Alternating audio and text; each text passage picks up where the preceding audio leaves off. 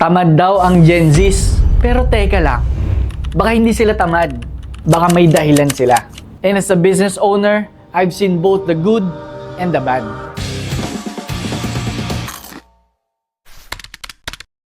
We've had Gen Z's employees na ang bilis mag-resign.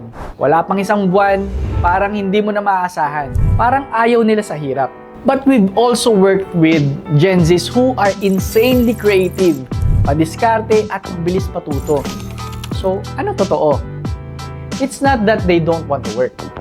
They don't want to waste time doing work that doesn't align with their values. Hindi na uso sa kanila yung tiisin mo na lang. Gusto nila may growth.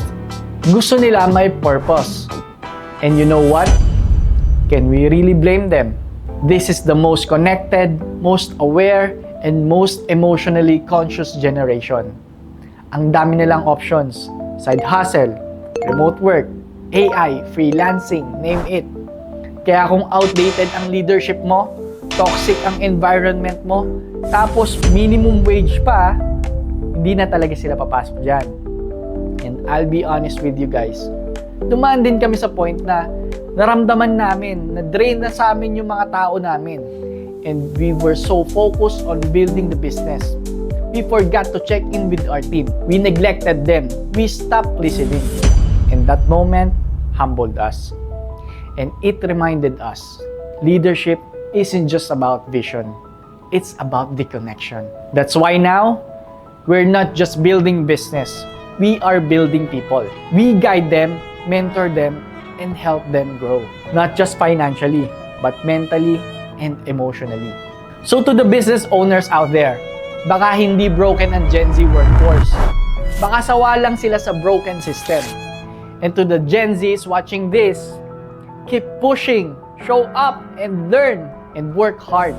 Pero tandaan mo ito, success isn't just about the quick wins or jumping from one thing to another. Kailangan mo rin ng perseverance. Kasi kahit na minsan nawawala yung passion, kailangan mo pa rin magpatuloy. Kahit mahirap, it's about balance. It's about knowing when to take risks, but also having the grit to stick out when things don't go as planned. Pero siguraduhin mo na handa kang magsikap at magpursige kahit mahirap. Kasi kahit na anong generation mo, whether you are Gen Z, Millennial, Gen X, or Boomer, those who are willing to grow and adapt will always win. Agree ka ba sa video na to? If no, share us your insights and comment down below. And if yes, hit like, share, and subscribe, and see you on the next Big Bite.